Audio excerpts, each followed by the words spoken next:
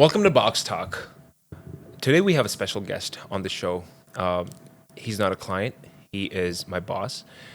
He is the CEO of Half Price Packaging, a brand, as you all know, trusted by 3,000 happy clients.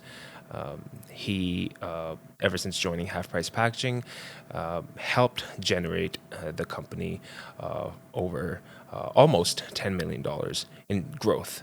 And he did a spectacular job. I'd like to welcome Hamza to the show. Hamza, welcome to Box Talk. How are you, sir? I'm good. How are you? Great having you on the show. Yeah, excited to be here. It's a great honor to have you.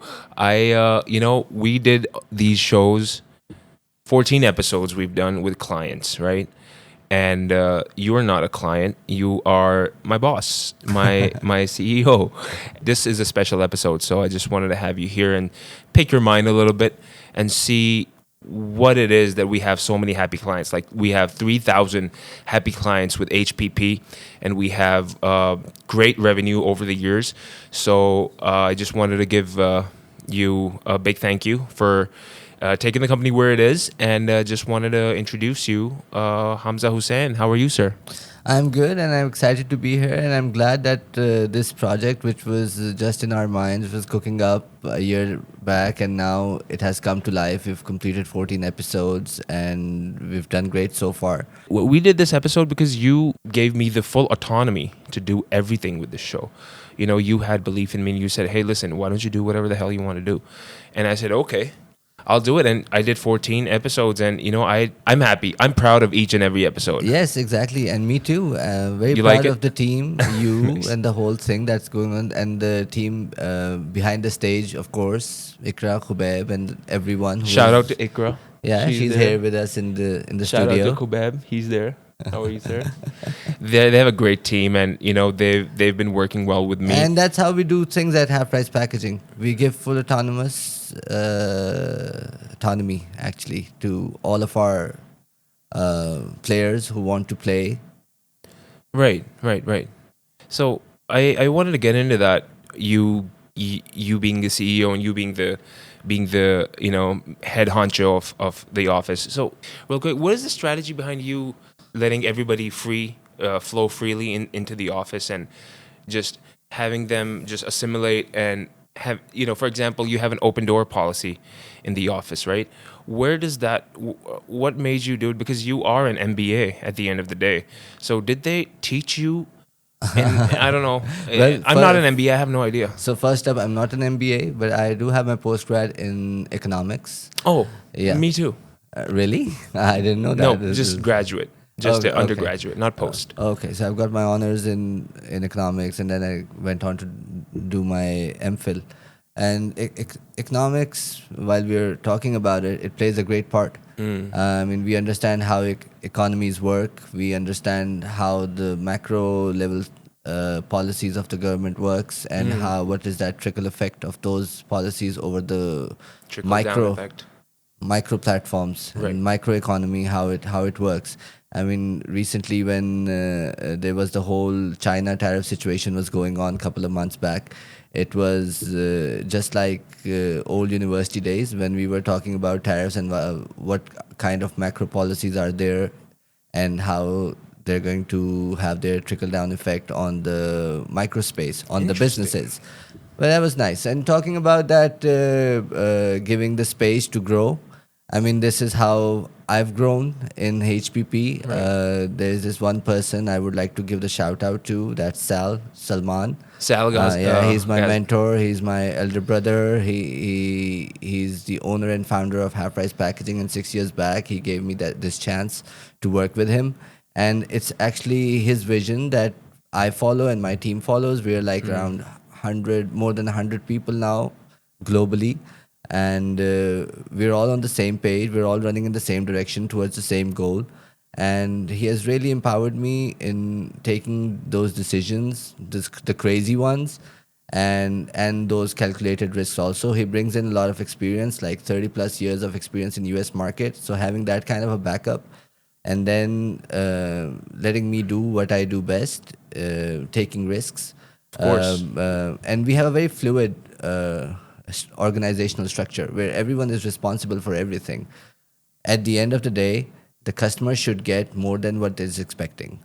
That's our core value. That's where we stand. That sets us apart from everyone else. So Right. yeah. No, I understand. That's a core value, and that's what I learned when you hired me, and your leadership. I was able to feel that kind of.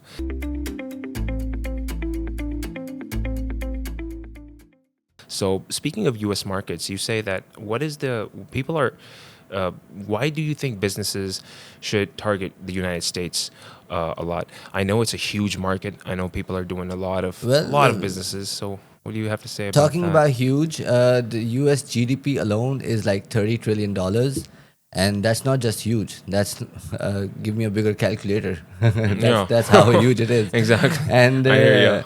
and just to put that into perspective, if you slash that GDP down by 10, and that's where you get the UK's GDP.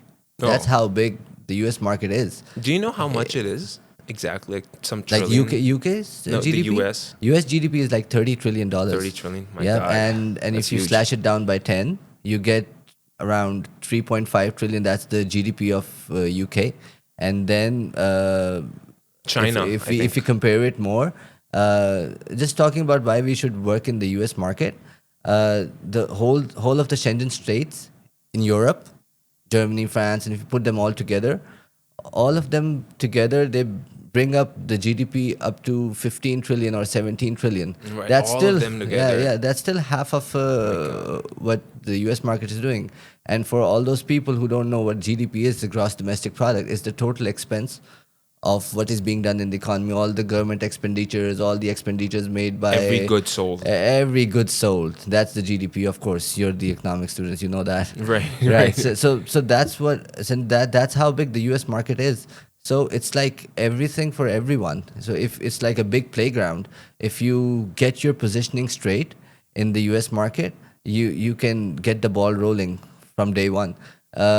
I have an example where one of our clients, I'm not going to take any names today, but one of my I want you clients, to take names. Take them. so one of my clients in Australia, they were doing pretty good in their home ground, but as soon as they launched their product in US, and the sales went crazy off the Right. roof. It's just that getting your positioning right in the US market is the crazy part. And then, despite the growing competition, there's just so much to do. And if you have good ideas, if you're fast, if you know how to work, and if you are ready to make decisions, US market is for you. Because if you make a decision in US market, it's there on the table there and then. In UK, in other places, in UAE also, you take a decision, the board reviews it, and then it goes into the government stuff. It takes 3 months for reviews, for approvals. In US, you are already ordering the batch number 2 at the same time. That's how fast the US market is. They have licenses. The government gives out licenses in the U.S. For example, if you want to open up, if you want to be a barber or if whatever you want to do, they give you the licenses. But everything is very in order. Yes, You they US is the easiest place to work. I mean, from the legal works to the documentations and everything, it's the easiest place where you can get into. It's very easy to get your business registered. It's very easy to open a bank account, even for the foreigners. If I sit in UAE and I can do complete remote work in US, having a registered company in US, uh, I have a team in US, in California, in Chicago, in New Jersey, and everyone's working fine. They're taking care of the warehouses. There's a production unit going on, and we're available to meet our clients.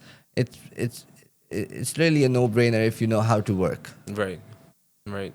Speaking of U.S. markets, now let's connect half price packaging to United States markets. When did you join half price packaging, and how did you tap into the U.S. market while living in Dubai and traveling all over the world? How did you tap into it? What did you understand from how Americans behave? Well, Google has made things a lot easier. If you know how to make yourself visible to the clients and put your brand in front of the right people, in front of the right eyes.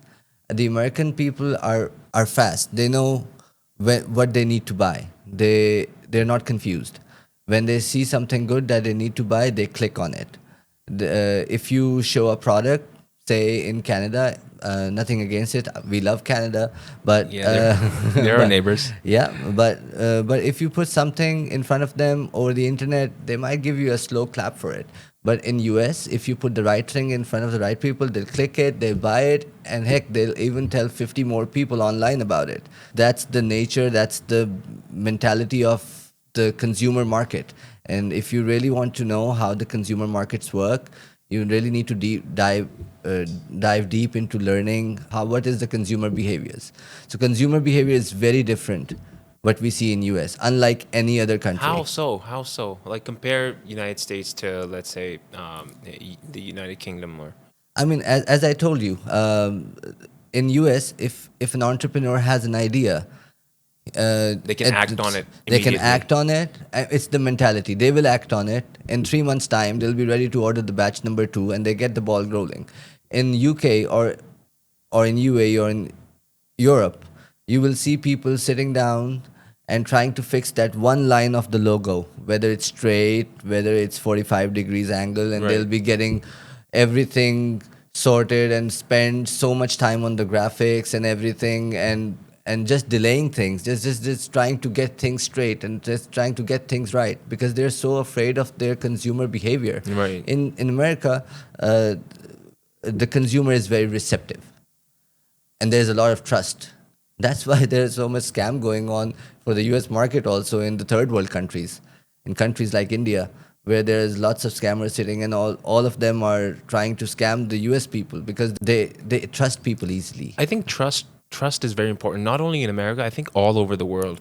Yes. Everything runs on trust, right? Yes, and Like, we have to be very, very ethical in terms of running a business. When you're a business owner, you have to be extremely ethical. like there's some things I've learned while working at Half Price Packaging is that when we offer payment plans and payment terms to our clients, we trust our clients that they'll pay. If we give them a 3-month payment plan or a 6-month payment plan or a 12-month or Yeah, even they always pay. or even a weekly payment plan, it's kind of built on trust, right? And then we also have a credit line With our top clients. with our clients, right? And with we our just, vendors we just give also. them a credit line, and it's based on trust. There's, of course, there's some written stuff too, but at the end of the day, business has to be on trust. On trust, and they always pay. That's something very beautiful about the US market. Those people, they build the trust and they always pay. Yeah.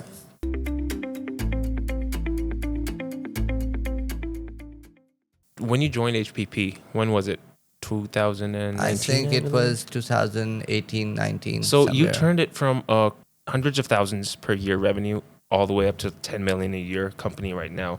I mean, I don't want to talk negative about our company, but what was the state of it, and how did you grow it into within a span of what, six years? I wouldn't talk 5 about years? what was the state of it.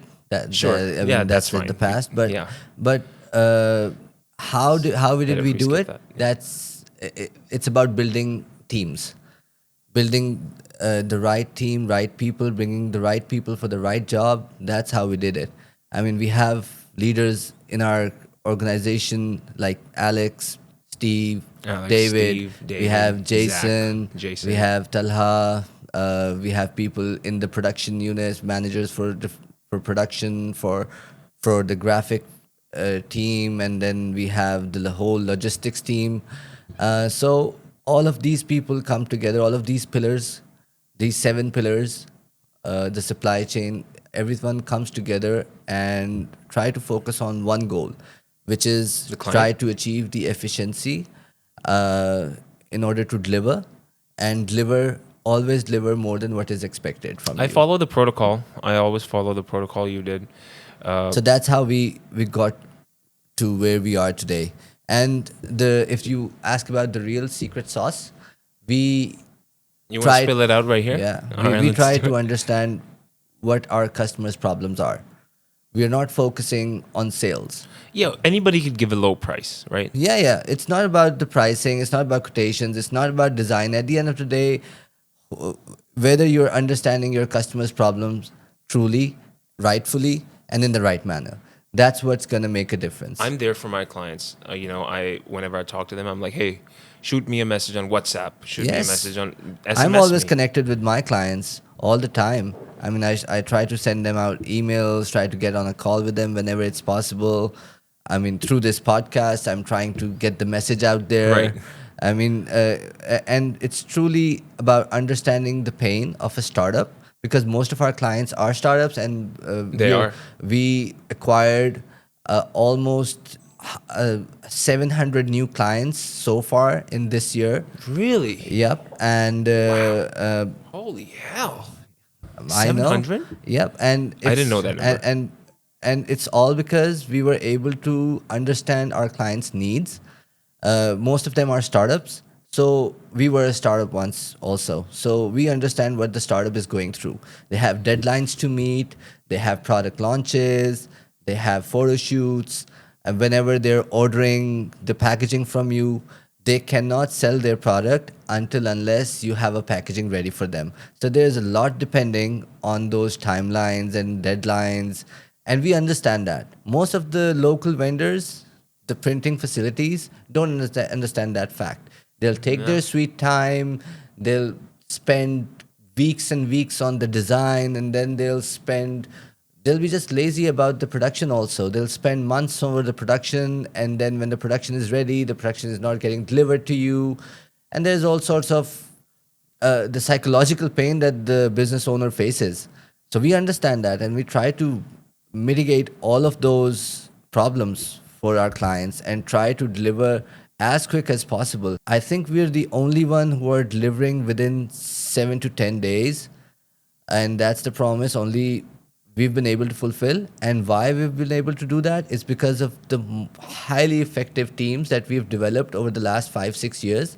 And because of that fact, we are able to deliver within 7 to 10 business days. If you place an order with us today, you'll get your packaging wherever you are in US within 10 days, no matter what the volume is. And also the global production facilities. The global production has helped us a lot. Where when this China tariff situation happened, it was a horror It all was. across the I globe. agree. But I think we took the situation head on, and it was actually a blessing in disguise for us. It was an added I advantage for agree. us because we were not relying on China only. We do have a production facility there. We have amazing partners in China. But at the same time, as soon as the tariff hits, we switched most of our production to UAE and Pakistan and in US in Chicago. And that's how we were able to cater to that situation, and we were able to give our clients better solutions, better rates, better logistics services, and still deliver within the timelines. So it was like an added advantage to us. And now when the situation has cooled down, I think we are more powerful than ever before. Yeah, we definitely made a good situation out of a really bad situation. I think that props to the people that you mentioned from our team. They're working hard. I've met them.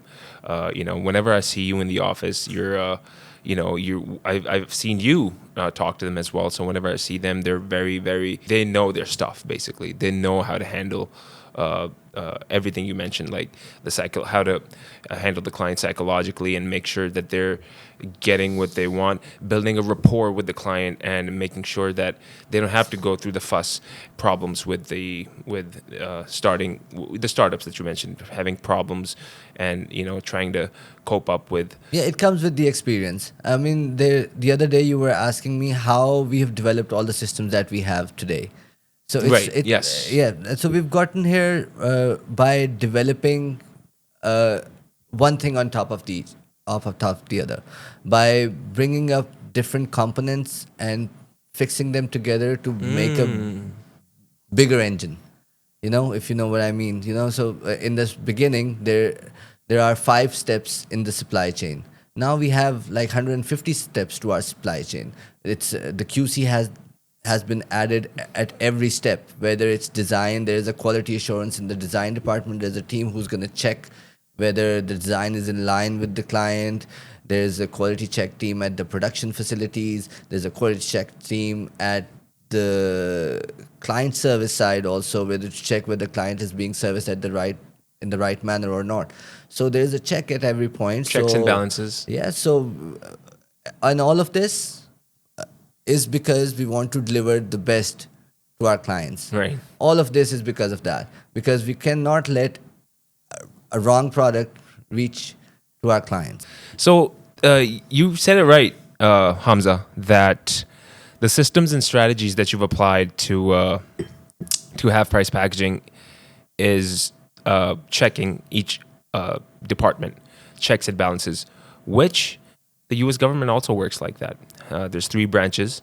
They both keep checks and balances: the executive branch, judicial branch, and the, I don't know what's the third branch.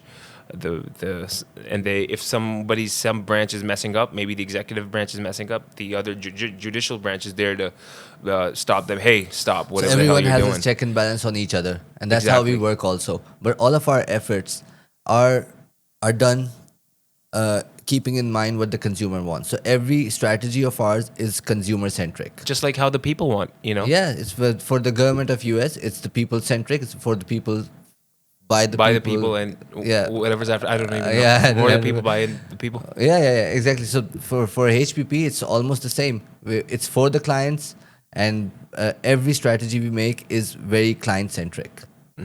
Understood.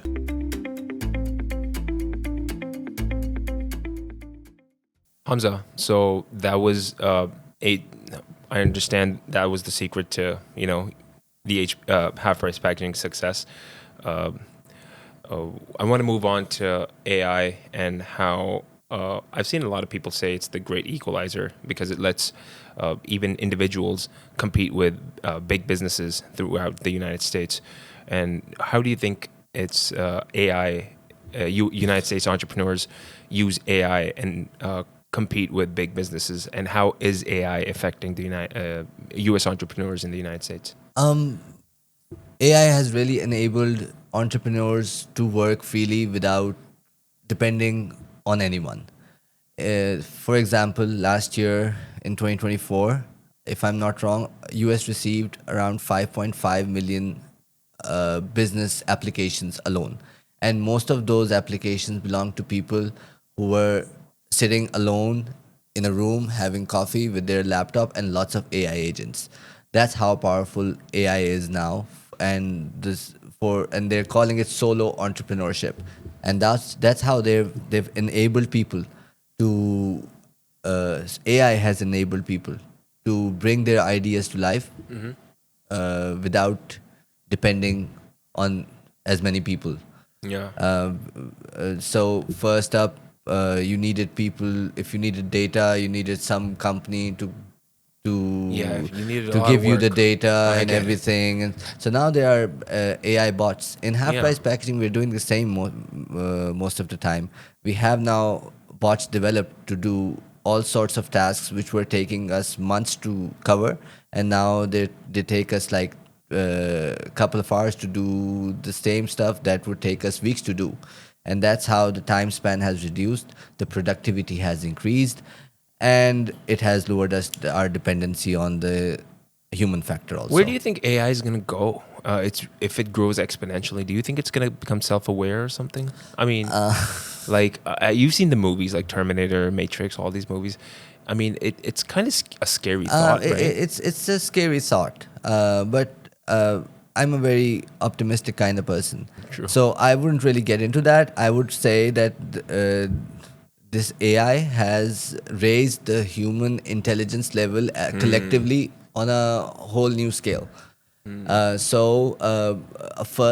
First up, for example, you would go to library to find the relevant text Right. on a relevant topic, and then you would study it, and then Exactly. you'd come up with some sort of an interpretation, and then you would apply that somewhere. The whole process is going to take you years and years to master a topic. Now you have the power of AI in your hands, in your palms. So the same knowledge you have access to uh, within seconds. Right. So the whole collective intelligence of the human civilization has increased. Right. So you can expect more wonders from this human race that you haven't expected them to do in the past millenniums. For example, the in the last 100 years, we have come so far. We as millennials, we've seen transitions from Regular, just manual regular. stuff coming to semi-automatics and the completely automation stuff, and now the rise of AI. And we're really jumping onto that bandwagon where we want to make the most out of the AI. Uh, People fear that, talking about the fears of AI, the biggest fear of the world is AI taking the jobs of normal people. But in reality, it is actually enabling people to do more with their work. For now, at least. I For mean, now, at least, yeah. I mean, it's not going to take anyone's job. It's just going to make them more efficient at what they do. I mean, if we would still require someone to give the prompt to AI.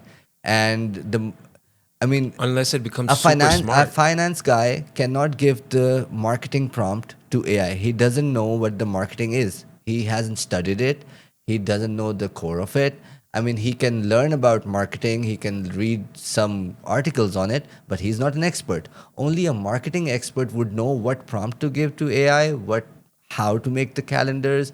Only a designer would know what prompt to give to an AI to generate the picture or a visual that he wants to generate. For example, at Half Price Packaging, one of our clients went on Midjourney. It was a launch of Midjourney. I mean, I think it was a year back. What's Midjourney? Midjourney is an AI tool Oh, for visualization. oh, okay. So he went on to Midjourney. He created a packaging that was so cool. It looked like a proper marketing agency or a creative agency that had designed a design for him. So he came up to us and gave us that Midjourney visual, and then our designer in-house design studio worked on that design to make it print ready. So that's how crazy the AI has become, but only because that business owner was an artist himself. He was able to curate and create that image from Midjourney because he knew what kind of aesthetic he wanted. So yeah. So if you are an expert at your field and then you know how to use an AI, you can do wonders with it. But I if you try to understand. become someone else, heck, it will let you become someone else also if you know how Yeah. to go in that right direction. If you know properly how to use AI, it can make you a whole different person. You Yeah. just have to know how to tap into it. Hamza, speaking of AI, I do use AI. I use AI for work a lot in my emails and my sometimes math. I use it for math. I am just, for short term, I understand it's enabling humans to do whatever they're required to do. But I'm talking about the long term. I'm talking about like thousands of years. I don't know about that, Hamza. I think AI is gonna.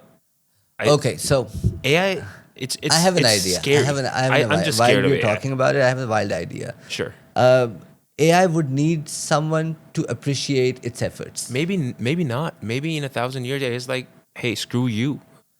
I'm gonna do everything by myself. Don't you Yes, think? but what for? Who for?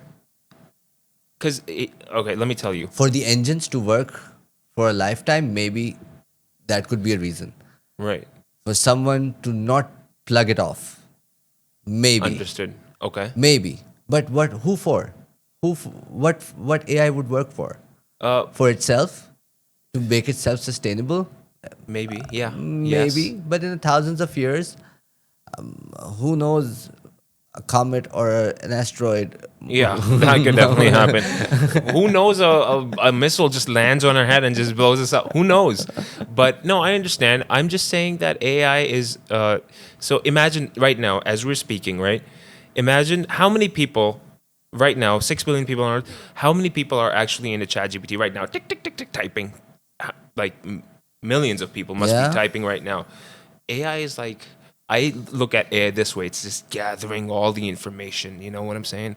It's taking all the information and then eventually it's God knows what it's going to do with that information. That's all I'm saying. I'm just scared. We've created ChatGPT to make our lives easier, and till that value is encoded into GPT or any other AI software or any other LLM models, uh,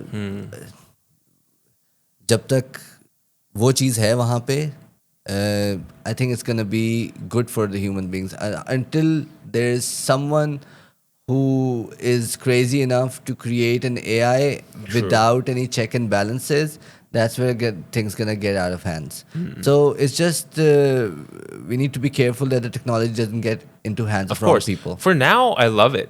I love AI for now, and it's it's just making my So life while for the we're better. at it, let's try to make world a better place for everyone with AI. No, I totally agree. AI is doing for work for the better, and we should definitely use AI for for the good.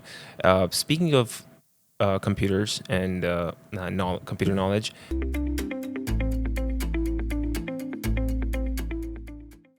SEO, search engine optimization. It's about what visibility. It's making sure that whatever you want the viewers to see, they see it. So, what is search engine optimization, and how is everyone using that, and how is HPP using search engine optimization into their business model? Um, Search engine optimization has come so far now that we would need hours and hours to talk about it. But Does AI play a role in that? we'll come to that part also. Okay. But in the first question, you asked me about how we're able to work in the US market while sitting remotely anywhere in the globe. So it's really about Google and what tools Google give us in order to put our brands or put our business in front of people. That's SEO. There's really interesting angle to it that geographical SEO or geo SEO. Yeah. It is very important, Really? and for the local markets also. One of my clients in Chicago, they started writing local blogs based on local markets.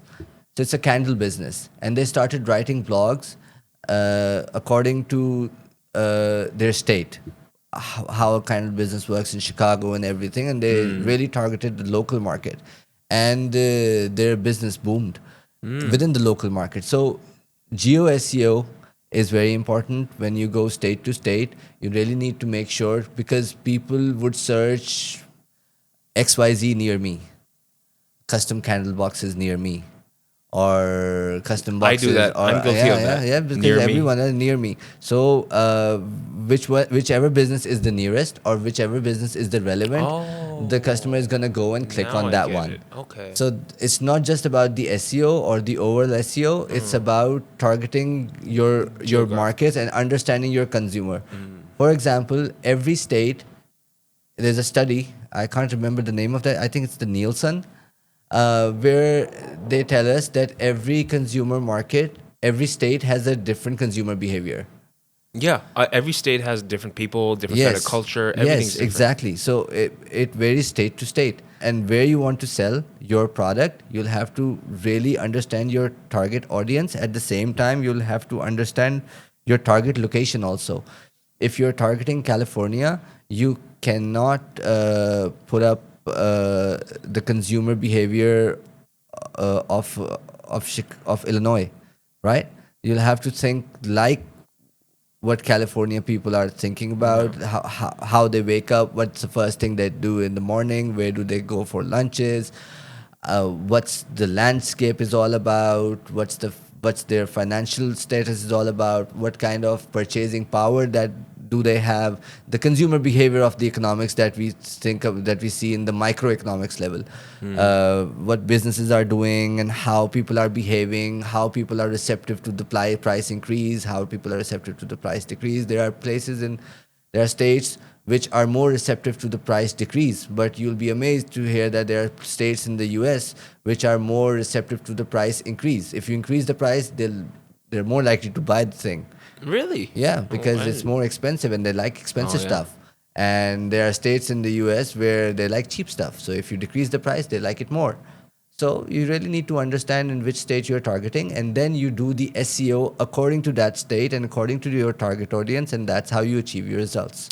I was in one of our offices, I believe in Chicago, and I did get to meet our SEO team. Man, those guys are just working. I don't even know what they're doing, but I just asked them, "Hey guys, what team are you?" We're like, "We're the SEO team," and I'm like, "What are you guys doing?" They're just on their computers and they're just going And at they're it, the backbone. right? The marketing is the Those guys are backbone. working hard. Yes. You gotta work it pretty hard, Hamza. You gotta work it all the way. You're like, Because these days content is the king, and when you write a content, you really want people to see it. You really want people to read it because you've put in real good effort in making that content, whether it's a visual content or whether it's a text content. And I believe they must do a lot of research Yeah, too. they do a lot of research. As I said, understand your target audience, see what the consumer purchasing patterns are, what the consumer behavior is, how receptive they are to the prices, to other things, and all putting everything together. Together. Do a lot of research on it, and then put together a piece of content. And when you put together a piece of content, you really want it to get out there for people to see, Exactly. and that's where the SEO comes in. Yeah, for sure. SEO. I mean, I'm glad I'm in sales. I'm very glad I'm in sales. But uh, I would love to sit down with one of the SEO guys and at least see what their day to day is. So, Yeah, I mean, it's really hard to understand what the Google is, and it's always so vague, and yeah. there's never a right strategy to it. But we keep on trying, and it's all about creating an authoritative content and a detailed, informative content, a content that would help people. If Google thinks that your content is actually helping people, it will rank you on the top. That's the easiest way to understand what an SEO is. Understood. And this is very important. You cannot ignore it as a business owner. You cannot ignore it. Of If you course. don't have an SEO backup, and you're just destined to die. And it takes a lot of, I mean, it takes a lot of funding as well. You gotta, hire people, and you gotta keep make sure that they're doing their due diligence. So I bet it takes a lot of funding and a I'm good sure. chunk of the company's revenue. I don't know if I'm not a lot, but I don't know the numbers, but a lot of time and effort must go into Time and that. effort, definitely. Time and effort, definitely.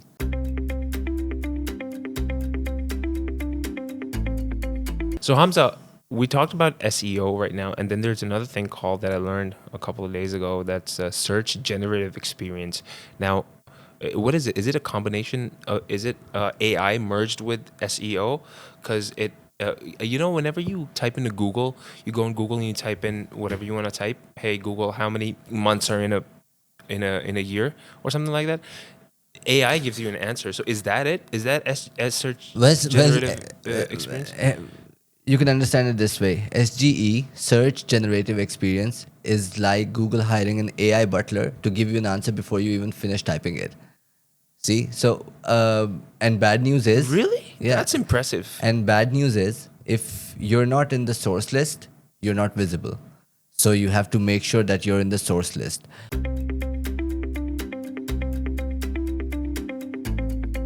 What does that mean? I mean, the source list of Google. For example, if you write what types of fruits are there in this particular season, there's this Google AI will give you the first paragraph of Right. answer, I know. and you're satisfied with that answer. It's coming from some sort of a source list, and the Google has compiled up an answer for you, which is best for you and which is most authentic answer for you, and you won't go on to click any other link, which we used to do. So bad news is that the clicks on your links have decreased by 40 to 50% so far in the last 6 months only. It was all about getting clicks from search engine from with SEO. This was the old thought. In the last 6 months only, in 2025, the whole landscape has changed drastically. You're not getting as much clicks that you used to get from Google because Google is giving you AI answers. And if you're not in that source list of What is the AI, source list you speak of? yes, it's the content. It's the authoritative content that you create. The Google will see if the content is right. If you put it on a website, for example, you put on a website what is custom boxes or what is custom packaging. The Google will give you an AI answer based on its source list, and the source list compiles of the authoritative websites that it think are the best to give you the best definition. Right. And those websites are authoritative, they have high DR, they have good content, and they make sure, and they are active also, and so they have some sort of a reputation with Google. So Oh. the Google understand that this any content coming up from this website is a genuine content. So it will pick up that thing. uh, run some models on it, and give you an AI answer. Oh, So if you're not working with the generative sales experience, search experience, you're lacking behind. And by the end of 2025, the whole focus gonna shift yeah. on the Sure. Google AI, the generative experience, the search generative experience, and most of the businesses are not getting as much traction as they used to get, especially the blogs, the websites. Yeah, because nobody's clicking on them. Yeah, nobody's clicking on it. Whatever that you want to search, you just ask the question on Google, and Google gives you the answer. And Google takes And it it's from trying to compete with the OpenAI, ChatGPT ChatGPT. guys. Yeah. I mean, ChatGPT was the first one to do it, but then Google's I like, think all right, we'll take Meta it on. tried Gemini, Gemini. Yeah. and then the different things going on with different platforms. There's Grok also, The Tesla one, Grok. yeah, on X Yeah. and on Twitter, Yep. and then everyone's coming up with their own generative search engine, and they're calling it different You know, names and Hamza, everything. people are making their own. For example, if you're like Tony Robbins, if you're like a motivational speaker, now what a guy like Tony Robbins would do is he'll put all of his talks into AI and make an AI version of himself, and then just sell it to people. I've heard that about AI too. So, for example, you Hamza, you put in make a carbon copy of your mind into AI, and then sell it to people. Hey, this is me, Hamza, and you can ask me anything. So that's one of the So another things that I'm example talking that about. I was telling you about, the scandal business, is one of our clients who did geo specific blogs. So their biggest win was that when they write city specific blogs and tied it up with their QR smart packaging that we created for them, and they were getting so many clicks on it, the Google added them to their source list. So anyone in Chicago, when they search for custom candle boxes, they get the brand name in front of them. Would AI gives With them AI, get nice literally names drops them on AI. So level? it's like you're entering a party and the host is introducing you before you even enter the party. You see, that's Yeah. such an added advantage for a brand if you can build that sort of an authority, and you get into that source list of Google AI. It's a big win. So Hamza, so in order to get on Google AI, the search generative experience, you have to have a top-notch website. It's not just about having a top-notch website. I mean, that's a One of the very things. subjective thing to say. And what is a top-notch website? That is the question. Right. I mean, the top-notch website can have bad graphics to it, but can have a great content to it, Right. great information to it, great relevant information on it. To get into the source list of Google AI, you need to have top level content, Yeah. content that is informational, that is giving the right kind of information, the most relevant kind of information. It has authority towards that information also. For example, you sell custom packaging, and if you have most level of reviews for selling them, the Google will consider you an authority, and then it will pick up your content also. And so authoritative content, informational content, and transactional content, and commercial content, all of these four levels of content come together. Google reads it. If it likes it, it puts you in their source list. So And there are is a we doing lot. this at half price packaging? I mean, we are trying to. We've understood what it is to start off with, Yeah. Yeah. and then of course we're always trying to stay ahead of the curve, because as we spoke earlier, US is a fast-moving market. If we are not doing it, someone else would do it. Right. So better do it ourselves. Better do it. And with the help of AI and so much going on, we've created AI bots to work for us. If we're doing just so much to just make sure we are staying ahead of the curve. So I hope it all works out well for us. Yeah, I really hope so too, and I hope our SEO guys are at it too, because SEO guys are in a part of the search generative experience also. Yep, Okay. they are.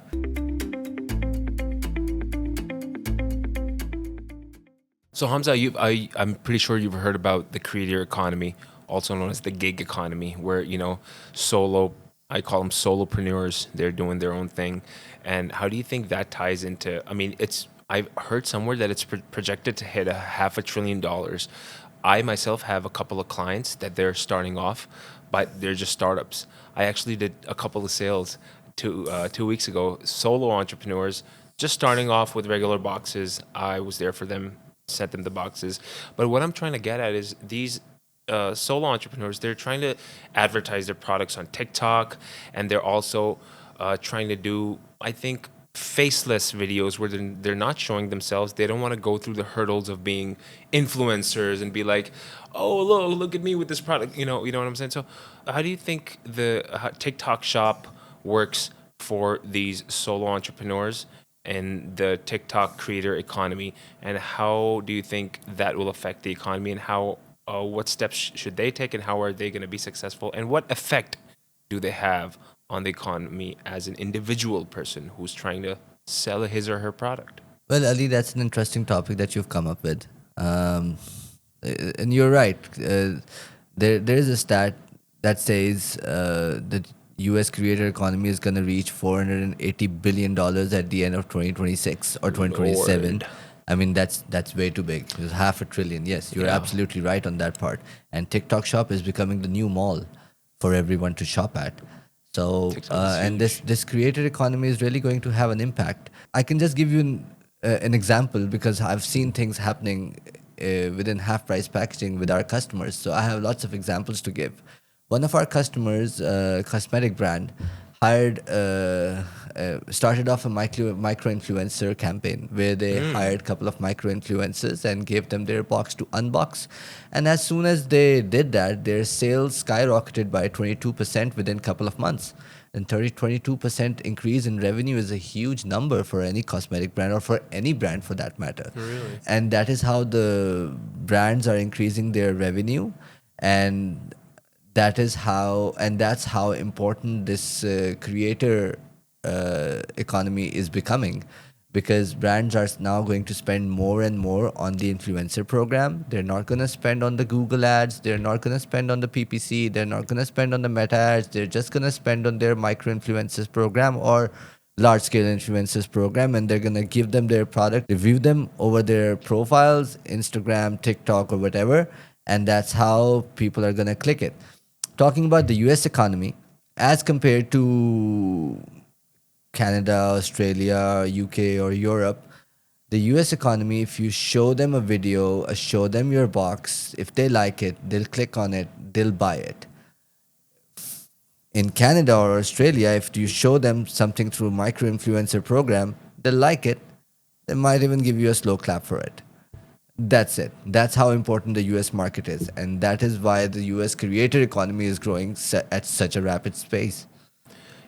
Shout out to our client Nicole Di Tomaso. She was on the podcast. She is doing what podcast episode she was on? I think sixth or seventh.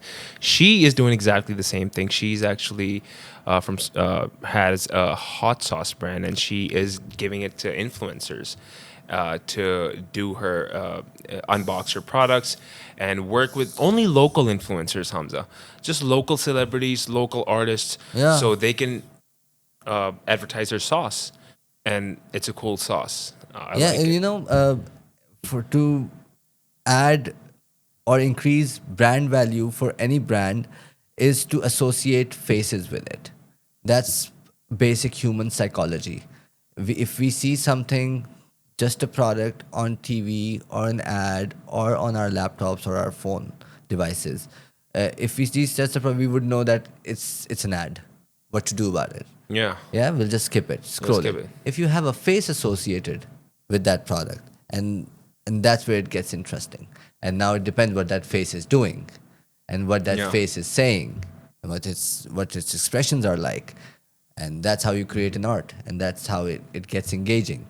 So, and it also adds trust It to your does. product also. It does. Having a face associated with your product adds more trust. It shows people. It's a human psychology. We see faces, we feel normal. We don't feel alien.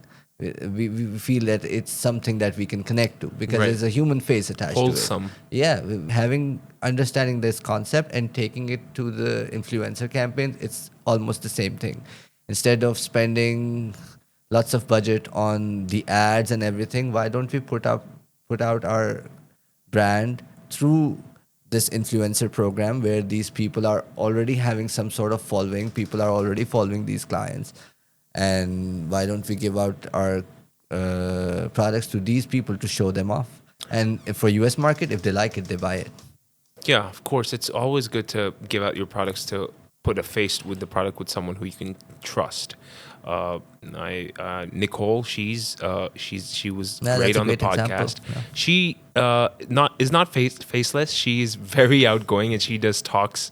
And Yeah, I've seen that podcast also. herself, and she was great. And she was the one who told me about this, and I was like, man, that is great. Not only just influencers, but local people around her area. I think I don't want to mispronounce where she's from because I can't remember, but she does apply this strategy. And although she's not faceless, she is pretty much out there, but she still uses other influencers. And I think that's a great strategy. And yeah, a lot of people do it on TikTok Shop, faceless. They don't need to be in front. They don't need to be an influencer. They get other people to do it, and it's beneficial for the both of the influencer as well as the And I manufacturer don't know if retailer. I've told you or not, the US retail market is like $7 trillion alone. That Yeah. is like if you double the UK's GDP, that becomes the Oh my US retail God. market alone. Oh So wow. for that kind of a volume in a retail market, you this TikTok shop is playing a huge role in it now, where people are coming live and making sales online. And this is all what's contributing to that retail industry now. And which brings us to the topic where how important the packaging is. If we're talking about the retail brands, we're talking about TikTok shops, we're talking about products being sold live. If you have good packaging to go with your product, it gives you an added advantage. Before you even put your product on your skin, if we're talking about cosmetic brands, before you start using that product to know how good it is, it's going to be the packaging that's going to make sure that the product is going to stand out on the shelf or in the hands of someone. It's the packaging that's going to make sure that the consumer is choosing your brand between 10 other brands that are being displayed on the shelf. It's the first impression, Hamza. Packaging Yes. is the first I call impression. it FMOT, the first moment of truth. And what I called it clothing for the product. I just call it clothes for the product because it keeps not only its good aesthetics, it also keeps your product safe. And safety is very important for a product. So safety is important. I think that's the number one priority. So Hamza, sustainability is very important for a lot of companies. I know companies have a lot of corporate social responsibility as well about sustainability, and they incorporate social sustainability into their social responsibility.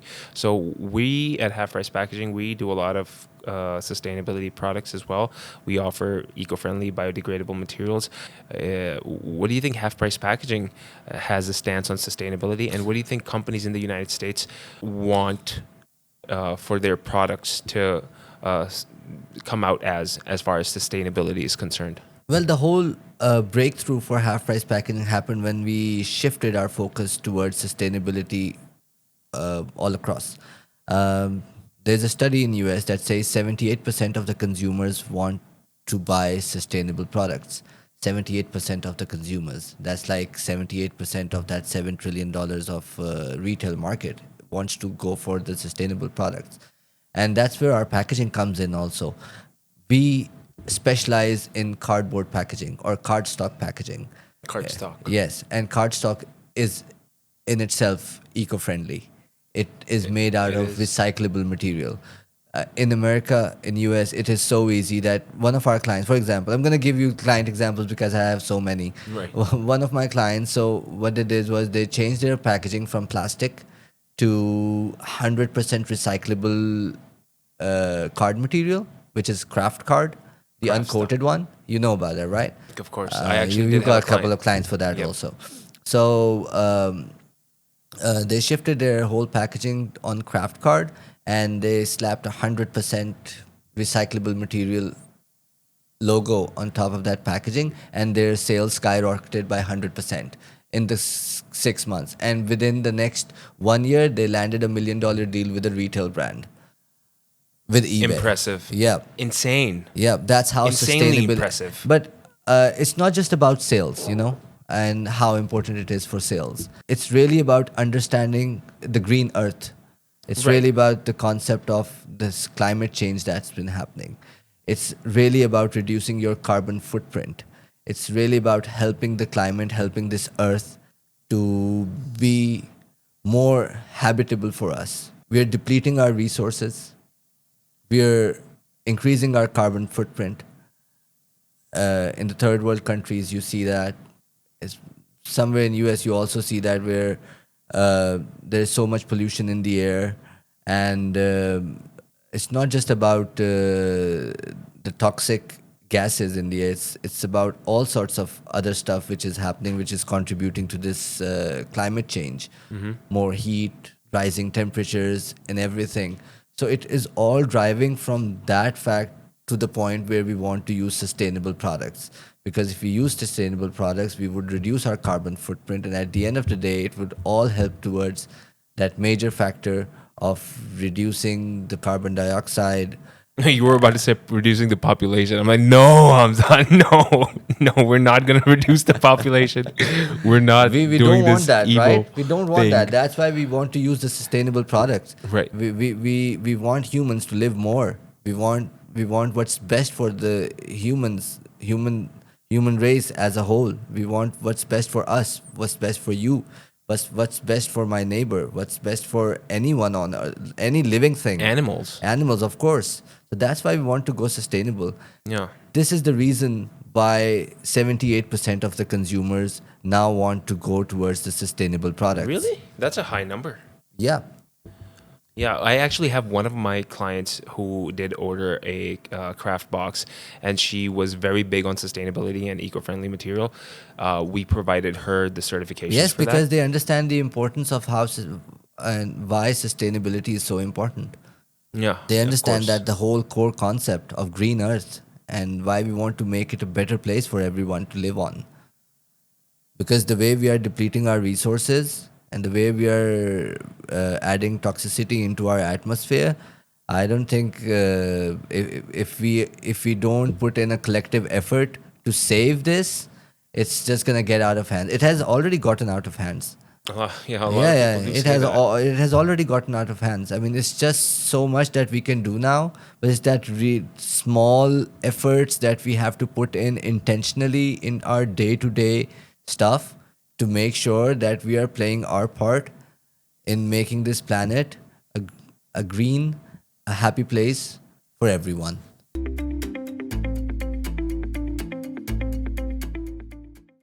So Hamza, right now times are tough. We're facing a lot of uncertainty in the United States economy. There's tariffs, there's inflation. People are very anxious about what's going to happen in the future. What do you think entrepreneurs should take? What kind of steps should entrepreneurs take in times like these? Well, first up, and most importantly, is the optimism. If you're not optimistic, you're not gonna get anywhere. And despite all the inflations and tariffs and everything, there's an organization NFIB, and that releases a small business index, and according to that, index is around 100 plus. So, which means that despite all the challenges, the small businesses are happy and doing pretty good for themselves. That is why America received 5.5 million new business applications last year only. They did. Yeah, so despite of My everything God. going on, so America is really about the keep swinging mentality. Hang in there. They don't lose hope.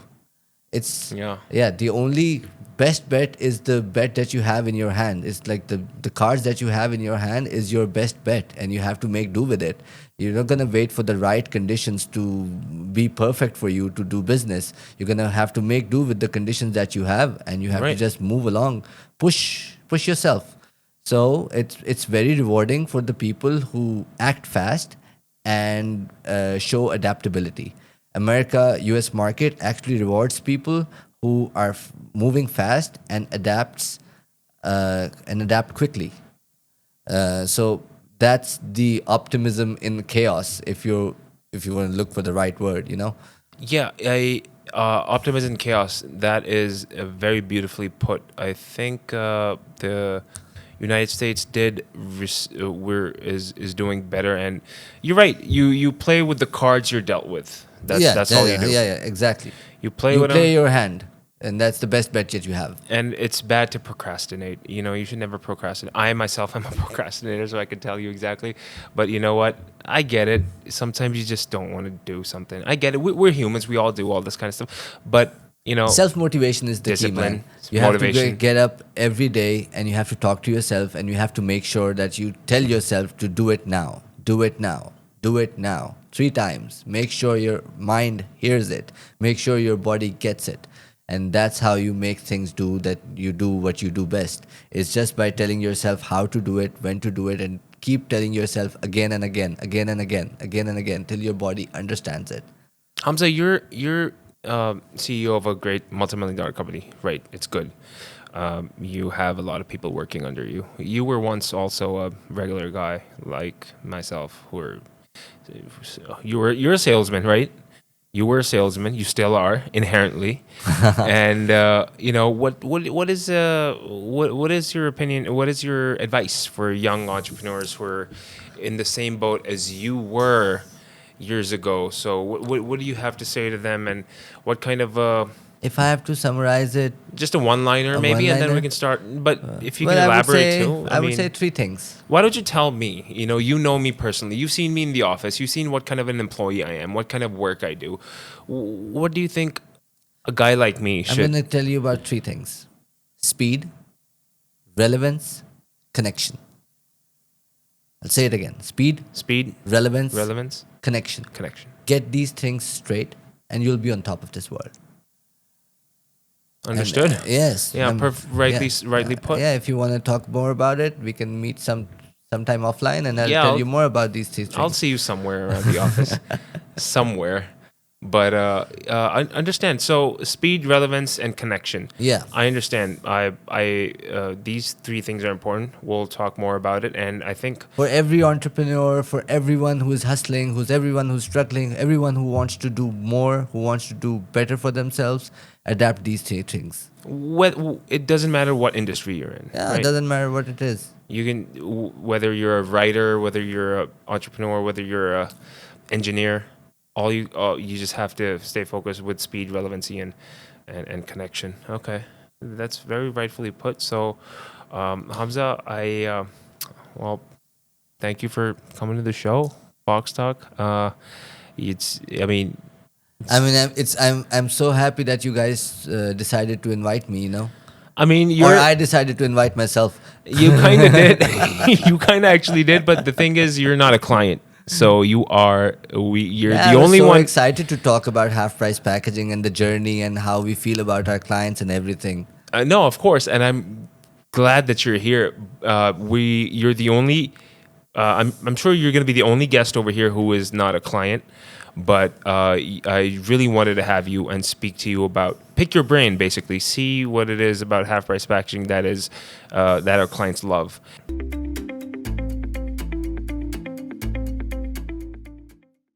So Hamza, I want to talk a little bit about those tariffs that we encountered in China. Remember when recently, a couple of months back, when the Trump administration started, and we China got hit with a numerous amount of tariffs. I think it went up to like, I don't know, 3 to 45% or something. I'm sure you know the numbers exactly. How did I know we stood firm on our packaging? I know we were there for our clients, but how can you elaborate a little bit more on how we managed to stay firm and what effect it had on our business as well as the global businesses as a whole? Well, my background with the economics helped me a lot in understanding what was going on a macro level when these policies were made. Of course, on a very basic level, if you want to understand this concept, we need to know that when a government puts on taxes or customs on imports, it wants its local economy to grow. That's the most basic need of the hour. That's why it's putting on taxes on the imports. For example, if it's putting on taxes on the imports from China, whatever goods are being imported from China in US, US is giving an opportunity to the local manufacturers to manufacture that product and sell it to its consumer on a better price. That is why it's putting on tariffs on its imports. Right. And that is what has happened in the 3 months time when there was negotiations happening between China and US. In those 3 months time, around 1 million business applications came in for different products that were being imported from Really? China. That's interesting. Yes, and that's what this administration government of US wanted at the same time. This Trump administration that everyone's so after. I mean, it was, I think, a very good step in the favor of people because it gives the local manufacturers a chance to build up a business, to sell it to their consumers without being afraid of international influence or someone else coming in and destroying their manufacturing business. For that matter, we started off with our plans of manufacturing in US also, and we are now 90% there in Chicago with Mr. Mohib. He is a great partner, and we are going to uh, increase our production facility in US because of all of this tariff situation, and packaging was just one of the part. But due to our global production capacity, we were able to uh, get ahead of the curve and deliver our clients at a better rates, of course, through Pakistan, UAE, and Chicago facility, production facility. And then our California office, Mr. Usman, was a great help. In New Jersey, Bob also supported us. So all of these players came together, and we made sure that we were staying ahead of the curve, and these China tariffs didn't affect us. But for the overall business industry in US, I think it has been a blessing in some way because Right. You did as say soon as that. the tariffs got implemented, most of the investors in US planned towards shifting their investments into manufacturing all of those goods which are being imported from China. So, and they have been successful in one way or the other. It's giving not just manufacturers in USA an opportunity, but it is also giving manufacturers globally who are friends with the US government an opportunity to export to US. The same products which is putting up ban on China, they're moving those product manufacturing to Mexico, to Europe, especially. Europe has has been able to achieve great number of contracts and big ones within this time frame where the contracts from China ended due to tariffs, 200% tariff. That's crazy. And then at the same time, Europe was having 0% tax. In that 1 month, 35% of the contracts went from China to Europe, the manufacturing contracts. That's what happened. That's how US has reshaped its import. You think that was that 3 month time period was enough to reshape the global? I don't think it was enough, but I think it's start to something big. We because you did say that we did make a good situation out of a bad situation. Oh, yeah, I remember in our offices when I went to Chicago, uh, things were pretty rough there. Everybody was tense, and then I saw you one day when you came, and you said something like. I don't remember exactly what you said, but you said that hey, you gave kind of like a motivational pep talk, and you were like, you know what, we got to stand firm, and we got to make sure that we got to let our clients know that they don't have to worry about the tariffs. And I know you said that we can still get you tariff-free prices Yeah, from the and, U.S. that from we our did. facility in Yeah, the U.S. and that we did from US. But still, we were so scared. It was a scary time. Yes, like I always say, I said it that time also. If someone can do it, only we can. And because it's all because of the trust that I have in my team. We've seen worse situations, and we've all pushed through that situation together and came out of it alive, We did. better than before, Yeah. successful as ever. And if someone can do it, I mean, I have trust in my team. We can do it better than anyone. And we did it. We did it rightfully. We did it. And I really want to thank you for letting me, do the show, letting me speak to Yeah, our you're great, clients. man. I mean, Thank you I'm so so much. proud of you. That means a lot coming from you. Honestly, that means the whole world to me. And I spend my time, I do my due diligence, and I'm just trying to, make the best of, trying to make the best of what I have. Hamza, thank you for coming to the show, sir. Really appreciate it. Thank you for coming, and hope you have a great day.